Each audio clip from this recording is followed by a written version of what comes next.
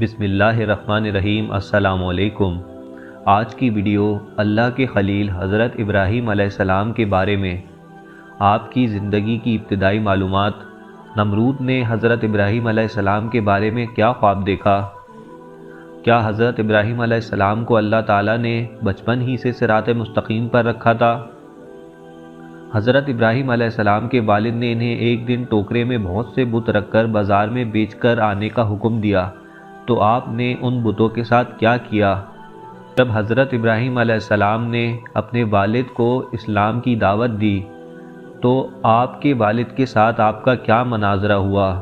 مشرکین اپنی عید پر جب عید منانے شہر سے باہر گئے تو آپ نے بتوں کے ساتھ کیا کیا؟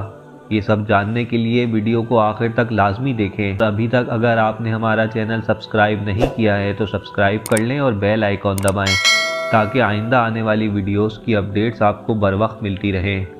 حضرت ابراہیم علیہ السلام اللہ کے جلیل القدر اور مقرب ترین پیغمبروں میں سے ایک ہیں، جنہیں خلیل اللہ یعنی اللہ کے دوست کے خطاب سے نوازا گیا۔ حضرت ابراہیم علیہ السلام نے عراق، مصر، شام، فلسطین سے لے کر عرب کے صحرائی وادیوں تک توحید کی دعوت عام کی۔ پھر اپنے مشن کی تکمیل کے لیے سرزمین عرب میں اپنے بڑے بیٹے حضرت اسماعیل علیہ السلام، شام و فلسطین میں دوسرے بیٹے حضرت اسحاق علیہ السلام اور مشرقی اردن میں اپنے بھتیجے حضرت لوط کو مقرر فرمایا۔ اللہ تعالیٰ نے قرآن کریم میں 69 مقامات پر حضرت ابراہیم علیہ السلام کا ذکر کیا ہے۔ حضرت ابراہیم علیہ السلام کے آباء و اجداد عرب سے ہجرت کر کے بابل میں آباد ہو گئے تھے، وہیں آپ علیہ السلام کی ولادت ہوئی۔ بابل اور اس کے آس پاس کے علاقوں پر نمرود کی بادشاہی تھی، جو ایک بہت طاقتور، متکبر، جابر اور بت پرست حکمران تھا۔ کہتے ہیں سر پر تاج سب سے پہلے نمرود نے ہی پہنا تھا۔ بزور طاقت رعایا سے اپنی پرستش کرواتا تھا۔ ایک مرتبہ اس نے ایک عجیب و غریب خواب دیکھا کہ آسمان پر ایک بڑا روشن اور خوبصورت ستارہ نمودار ہوا ہے، جس کی روشنی اتنی تیز تھی کہ اس نے آسمان پر چمکتے چاند اور لاکھوں ستاروں کی روشنی کو مانند کر دیا۔ صبح ہوئی تو نمرود نے شہر کے تمام بڑے کاہنوں اور نجومیوں کو دربار میں طلب کر کے اپنا خواب سنایا اور تعبیر مانگی۔ نجومیوں نے تعبیر بتائی کہ اس شہر میں عنقریب ایک ایسا بچہ پیدا ہونے والا ہے جو عظیم بادشاہ کے زوال کا سبب بنے گا اور ہمارے خداؤں کے مقابلے میں ایک خدا اور اس کے دین کا پرچار کرے گا۔ نجومیوں کی اس خبر نے نمرود کو سخت پریشان کر دیا، چنانچہ اس نے فوری حکم جاری کیا کہ جو بھی بچہ پیدا ہو اسے فوری قتل کر دیا جائے۔ بادشاہ کے حکم پر عمل درآمد شروع کر دیا گیا اور بابل کی سرزمین نوزائیدہ بچوں کے خون سے سرخ ہو گئی۔ ابھی بادشاہ کے فرمان کو کچھ ہی وقت گزرا تھا کہ حضرت ابراہیم علیہ السلام کی ولادت کا وقت قریب آ گیا۔ آزر اور ان کی بیوی کو اپنی اولاد کا خون کسی صورت قبول نہ تھا، لہٰذا دونوں نے اسے چھپ کر پالنے کا فیصلہ کیا اور بچے کی پیدائش سے پہلے ہی بابل کی پہاڑیوں کے درمیان ایک غار تلاش کر لیا۔ حضرت ابراہیم علیہ السلام کی والدہ نے اس غار میں بچے کو جنم دیا اور بچے کو اللہ کے سپرد کر کے گھر واپس آ گئیں۔ والدہ باقاعدگی سے چھپتے چھپاتے غار میں جاتی اور بچے کو دودھ پلا کر واپس آ جاتی۔ کچھ ہی عرصے بعد آپ بڑے ہو گئے تو والدین گھر لے آئے۔ حضرت ابراہیم علیہ السلام کو اللہ تعالیٰ نے بچپن ہی سے صراط مستقیم پر رکھا تھا اور اپنا رسول منتخب کر لیا تھا۔ قرآن کریم میں ارشاد باری تعالیٰ ہے، اور ہم نے ابراہیم کو پہلے ہی سے ہدایت دی تھی اور ہم ان کے حال سے واقف تھے۔ سورہ انبیاء آیت 51۔ حضرت ابراہیم علیہ السلام نے والد کو بت تراشتے اور ان کو پوچھتے دیکھا تو ان سے سوال کیا، یہ کیا ہیں؟ والد نے کہا کہ یہ ہمارے خدا ہیں۔ حضرت ابراہیم علیہ السلام نے تعجب سے کہا، یہ کیسے خدا ہیں جن کو آپ پتھر کے ٹکڑوں سے تراش رہے ہیں؟ ایک دن والد نے انہیں ایک ٹوکرے میں بہت سے بت رکھ کر دیے کہ انہیں بازار میں جا کر بیچ آؤ۔ والد کی حکم کی تعمیل کرتے ہوئے ٹوکرا لے کر بازار پہنچ گئے اور آواز لگائی، اے لوگو، آؤ اور اپنے ان خداؤں کو خرید لو جو تم کو نہ نفع پہنچا سکتے ہیں اور نہ نقصان۔ لوگ جمع ہوتے اپنے خداؤں کے بارے میں حضرت ابراہیم علیہ السلام کی گفتگو کو تعجب سے سنتے اور آگے بڑھ جاتے۔ بازار جانے کا یہ سلسلہ کئی دن تک جاری رہا۔ جب ایک بت بھی نہ بکا بلکہ لوگوں نے حضرت ابراہیم علیہ السلام کی شکایتوں کے انبار لگا دیے تو آزر نے انہیں بازار بھیجنا بند کر دیا۔ اللہ تعالیٰ نے حضرت ابراہیم علیہ السلام کو بچپن ہی میں رشد و ہدایت اور عقل سلیم عطا فرمائی تھی۔ وہ جب چھوٹے تھے تو حیران ہو کر سوچتے تھے کہ اپنے ہاتھوں سے تراشے بت کے ٹکڑے ہمارے معبود کیسے ہو سکتے ہیں۔ انہیں اپنے معبود حقیقی کی تلاش تھی جس نے کل کائنات کو بنایا ہے۔ دن رات اسی جستجو اور فکر میں رہتے۔ پھر باری تعالیٰ نے انہیں کائنات کی کچھ اور چیزوں کا بھی مشاہدہ کروایا۔ قرآن پاک میں ارشاد ہے، اور ہم ابراہیم کو آسمانوں اور زمین کے عجائبات دکھانے لگے تاکہ وہ خوب یقین کرنے والوں میں سے ہو جائے۔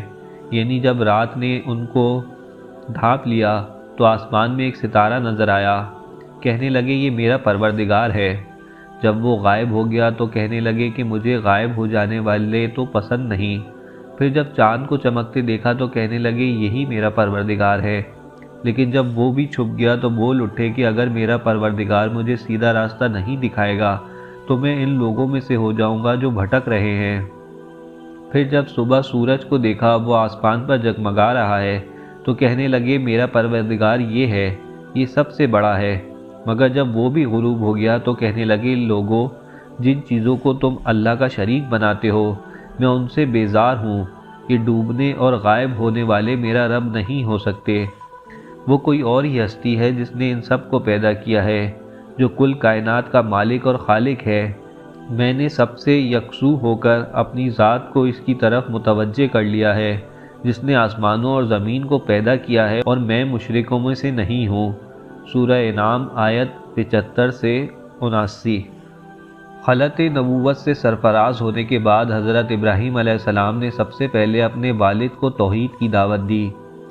اس سلسلے میں ان کے اپنے والد سے کیا مناظرہ ہوا، اسے قرآن پاک کی سورہ مریم میں یوں بیان کیا گیا، اور جب ابراہیم نے اپنے والد سے کہا کہ ابا ایسی چیزوں کو کیوں پوچھتے ہو جو سن سکتی ہیں نہ دیکھ سکتی ہیں اور نہ ہی آپ کے کچھ کام آ سکتی ہیں۔ ابا مجھے ایسا علم ملا ہے جو آپ کو نہیں ملا، تو آپ میرے ساتھ ہو جائیے، میں آپ کو سیدھی راہ پر چلا دوں گا۔ اے میرے ابا شیطان کی پوجا نہ کیجیے، بے شک شیطان اللہ کا نافرمان ہے۔ ابا مجھے ڈر لگتا ہے کہ آپ کو اللہ کا عذاب نہ آ پکڑے تو آپ شیطان کے ساتھی ہو جائیں گے۔ سورہ مریم آیت 42 تا 45۔ حضرت ابراہیم علیہ السلام نے ادب و احترام کے تقاضوں کو پوری طرح ملوذ خاطر رکھتے ہوئے نہایت محبت اور پیار سے باپ کو توحید کے بارے میں آگاہ فرمایا، لیکن مشرک باپ نے اس نرمی اور پیار کے جواب میں نہایت درشتی اور سختی سے بیٹے سے کہا، تو اگر میرے معبودوں کی مخالفت کرنے سے باز نہ آیا تو یاد رکھ میں تجھ سے بہت سختی سے پیش آؤں گا۔ قرآن پاک میں ہے، آزر نے کہا اے ابراہیم کیا تو میرے معبودوں سے برگشتہ ہے؟ اگر تو باز نہ آیا تو میں تجھے سنسار کر دوں گا اور تو ہمیشہ کے لیے مجھ سے دور ہو جا۔ اس موقع پر ابراہیم علیہ السلام نے السلام علیکم کہا اور کہا کہ میں آپ کے لیے اپنے پروردگار سے بخشش طلب کروں گا، بے شک وہ مجھ پر مہربان ہے۔ سورہ مریم آیت 46 تا 47۔ حضرت ابراہیم علیہ السلام کی قوم کا عید کا دن قریب آیا تو پوری قوم شہر سے باہر جا کر عید کی خوشیاں منانے کی تیاریوں میں مصروف ہو گئی۔ لوگوں نے حضرت ابراہیم علیہ السلام کو بھی ساتھ چلنے کی دعوت دی، لیکن انہوں نے ساتھ جانے سے انکار کر دیا۔ دراصل وہ کسی ایسے موقع کی تلاش میں تھے کہ جب کوئی نہ ہو اور وہ سب سے بڑے عبادت خانے میں رکھے بتوں کو مسمار کر سکیں۔ چنانچہ لوگوں نے عید کی صبح سب سے پہلے اپنے بتوں کو سجایا، پھر حسب روایت ان کے آگے طرح طرح کے کھانے سجائے۔ ان میں رواج تھا کہ میلے سے واپس آ کر اس کھانے کو بڑے احترام سے کھاتے۔ اس کام سے فارغ ہو کر سب لوگ شہر سے باہر میلے میں چلے گئے تو حضرت ابراہیم علیہ السلام کلہاڑ لے کر بت خانے میں داخل ہوئے۔ قرآن پاک میں اللہ تعالیٰ ارشاد فرماتا ہے کہ حضرت ابراہیم چھپتے چھپاتے ان کے معبودوں کے پاس گئے اور فرمانے لگے، تم کھاتے کیوں نہیں؟ تمہیں کیا ہو گیا ہے؟ تم بولتے کیوں نہیں؟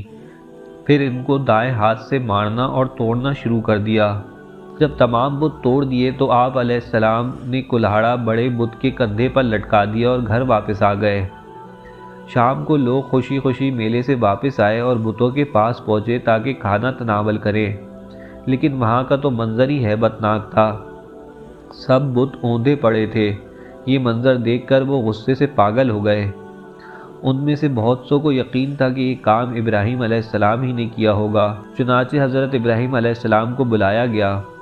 جب آپ علیہ السلام آئے تو مشرکوں نے کہا، اے ابراہیم، ہمارے معبودوں کے ساتھ تم نے کیا کیا ہے؟ حضرت ابراہیم علیہ السلام نے کہا، یہ ان کے بڑے بت نے کیا ہوگا، اگر وہ بولتے ہوں تو ان سے پوچھ لو۔ انہوں نے اپنے دل میں غور کیا تو آپس میں کہنے لگے، بے شک ہم ہی ظالم ہیں۔ پھر شرمندہ ہو کر سر نیچے کر لیا اور بولے، تم جانتے ہو کہ یہ بولتے نہیں ہیں۔ حضرت ابراہیم علیہ السلام نے کہا، پھر تم اللہ کو چھوڑ کر کیوں ایسی چیزوں کو پوچھتے ہو جو تمہیں کچھ فائدہ دے سکیں اور نہ نقصان؟ تف ہے تم پر اور جن کو تم اللہ کے سوا پوچھتے ہو ان پر، کیا تم عقل نہیں رکھتے؟ بتوں کو توڑنے کا عمل نمرود اور اس کی قوم کے نزدیک ناقابل معافی جرم تھا، لہٰذا انہوں نے فیصلہ کیا کہ حضرت ابراہیم علیہ السلام کو سخت اور عبرتناک سزا دی جائے گی۔ بتوں کے توڑنے کا عمل نمرود اور اس کی قوم کے نزدیک ناقابل معافی جرم تھا، لہٰذا انہوں نے فیصلہ کیا کہ حضرت ابراہیم علیہ السلام کو اتنی سخت اور عبرتناک سزا دی جائے گی کہ آئندہ کسی کو بتوں کی بے حرمتی کی ہمت نہ ہوگی۔ حضرت ابراہیم علیہ السلام کو نمرود اور اس کی قوم نے کیا سزا دی اور اس کے بعد اللہ تعالیٰ کا کیا معجزہ رونما ہوا، یہ سب معلومات اگلی ویڈیو میں ملاحظہ ہو۔